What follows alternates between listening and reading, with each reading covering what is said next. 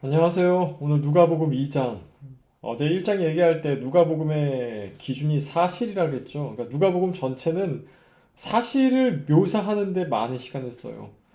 그러면 사실을 어떻게 묘사할까요? 여기 뭐 볼펜이 하나 있는데 이 볼펜을 어떻게 사실적으로 묘사할 수 있을까요?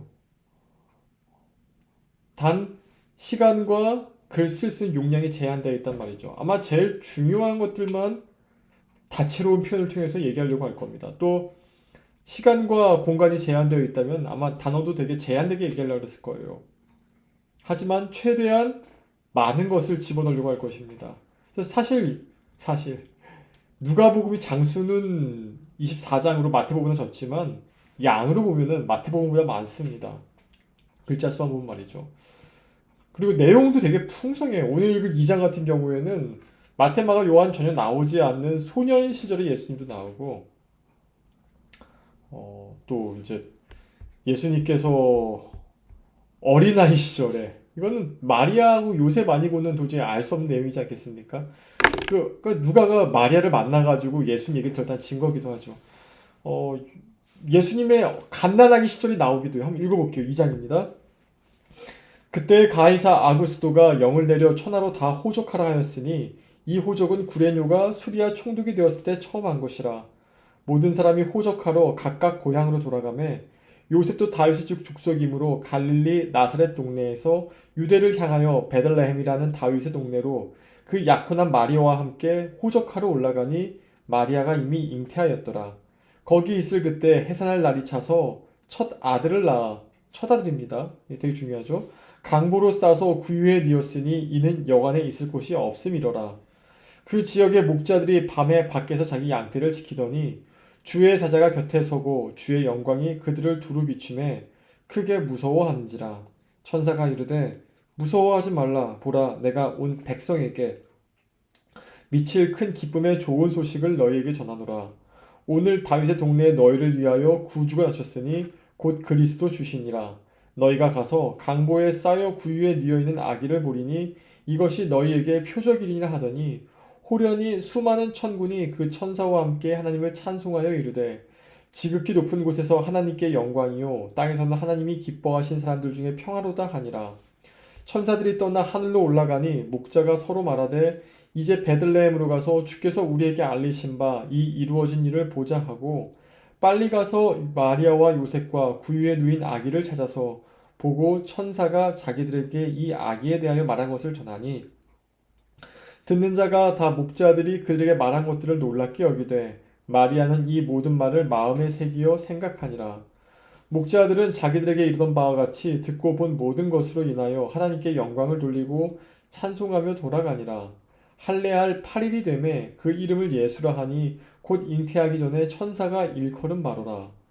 모세의 법대로 정결 예식의 날이 참에 아기를 데리고 예루살렘에 올라가니 이는 주의 율법에 쓴 바 첫 해에 처음 난 남자마다 주의 거룩한 자라 하리라 한 대로 아기를 죽게 드리고 또 주의 율법에 말씀하신 대로 산비둘기 한 쌍이나 혹은 어린 집 비둘기 둘로 제사하려 함이더라. 예루살렘에 시므온이라는 사람이 있으니 이 사람은 의롭고 경건하여 이스라엘의 위로를 기다리는 자라. 성령이 그 위에 계시더라.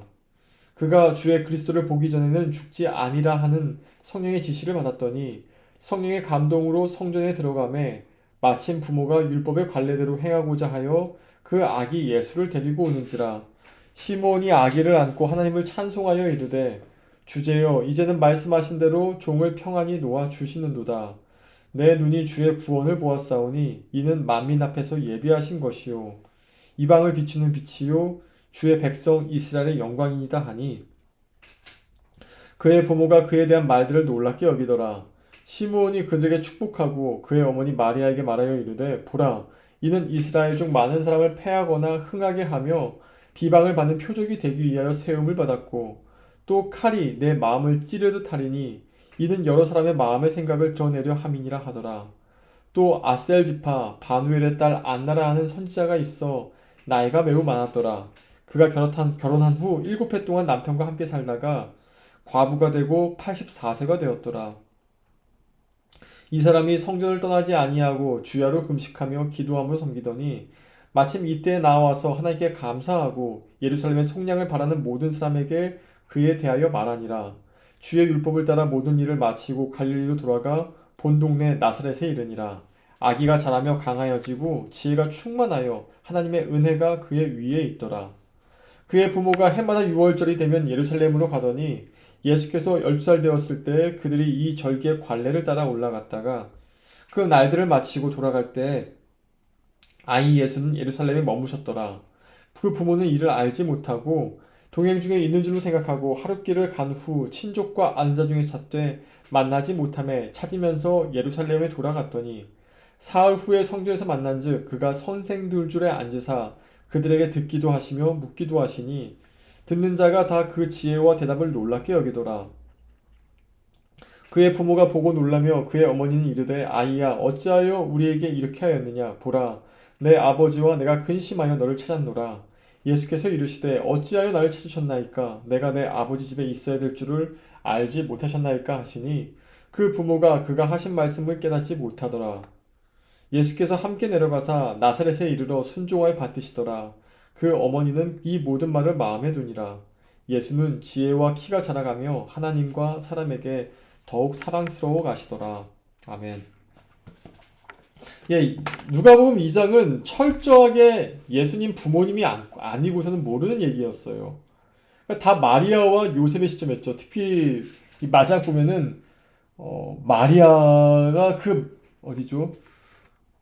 이 51절에 보니까 그 어머니는 이 모든 말을 마음에 두니라 있지 않습니까?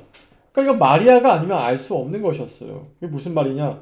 누가는 마리아를 찾아서 마리아에게서 예수님의 어린 시절 이야기를 들었습니다. 가톨릭 사람들이 얘기하기로는 마리아가 주후 41년경 에베소에서 죽었다고 얘기해요. 그럼 뭐냐면은 이미 누가는 하긴 사도행전 보면 누가가 예수님이 승천하신 전부터 다 기록하고 있지 않습니까? 그러니까 어떻게 보면 누가는 예수님 계실 때 따라다녔던 것 같기도 해요. 정확히 모르겠지만. 근데 누가가 마리아를 그 전에 만나서 얘기를 들었어요. 예수님 얘기를 말이죠. 누가는 마리아를 인터뷰했어요. 여러분 이게 얼마나 놀라운 역사적 기록인 줄 아십니까? 조선 왕조 실록이 사서로서 큰 가치가 갖고 있는 이유 중에 하나는 물론 많은 사람들이 쓴 것도 있겠지만 오랜 기간 동안에 직접 만나서 얘기 썼다는 거예요. 직접 만나가지고. 그거 어떻게 믿느냐? 못 믿으면 방법이 없습니다. 근데 분명한 거는 누가는 1장 1절에서 얘기하지만 사실만 적고 있다고 얘기해서요. 난 이거 사실이라고. 사실이라고. 누가는 누굴 신격화시켜서 만난 것도 아니고 누가는 누가에게 돈 받고 쓴 것도 아니라 누가는 의사였죠. 사실 돈 받고 쓰면 로마 정부에 돈 받고 써야죠. 유대인들이나. 당시에 철저히 마이너리티는 그리스도인들에겐 돈 받고 쓸 이유가 전혀 없었죠. 누가는 인터뷰를 해서 그걸 그대로 썼다는 얘기예요.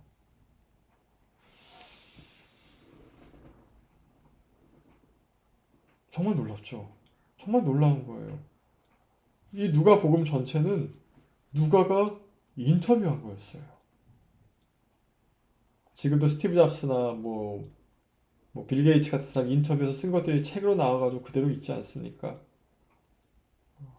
만일 그들이 쓴 인터뷰가 거짓이었다면 빌 게이츠나 스티브 잡스가 소송을 걸었겠죠. 근데 만일 누가가 쓴 게 거짓이었다면은 하나님만 살아계신다면은 이 누가 복음을 냅뒀겠습니까? 제가 만일 하나님이었으면요 동정녀 탄생 이거 안 넣었어요. 믿기 너무 어려워요. 차라리 그냥 여느 신화처럼 하늘에 벼락이 치고 땅에 바람이 불더니 갑자기 하늘에서 아이가 뚝 떨어졌다 이렇게 쓰지. 동정녀 탄생 이런 거는 뭔가 추잡스럽잖아요. 좀 죄송스럽지만 왜 동정녀로 태어났어야 됐어요? 예수님께서 또 십자가라뇨. 승리해야죠. 이런 거 안 써요. 여러분 전설 속에 나오는 인물들이 거룩하고 장엄하고 위대한 것들 빼고 딴 거 나온 거 본 적이 있습니까? 고주몽이나 단군이나 다 뭔가 상스러운 것들이잖아요. 근데 예수님은 그게 아니었어요. 또 예수님의 일대기 기록과 누가도 사실만 기록했습니다. 그리고 이 사실은 우리로 하여금 진짜가 뭔지 보이게 주게 만들어요. 위대한 거죠. 여러분 누가복음 읽을 때 기대하시고 한번 누가가 정말 있은 사실들을 한번 받아들여 보세요. 나 사실도 못 믿어. 그럼 어쩔 수 없어요. 사실도 못 믿겠다는데 어떤 사람 아직도 지구가 달을 돌고 있다고, 지구 중심으로 태양이 돌고 있다고 있는데 사실 얘기도 못 믿으면 어떡합니까? 어쩔 수 없는 거죠. 한번 사실은 받아들여 보세요. 그리고 그 사실이 나로 하여금 어떻게 만들어 나가는지 보시기 바랍니다. 누가 보면 정말 흥미진진해요. 사실 무슬림들을 전도할 때 가장 많이 쓰는 성경 중에 하나가 누가복음이에요. 사실이 쓴 복음.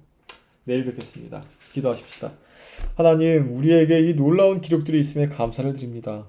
아버지, 이 사실들을 통하여서 우리로 하여금 엉뚱한 현실이 눈에 보이는 것이 아니요 주님 말씀하신 이 사실들이 나를 다스리게 하여 주시옵소서.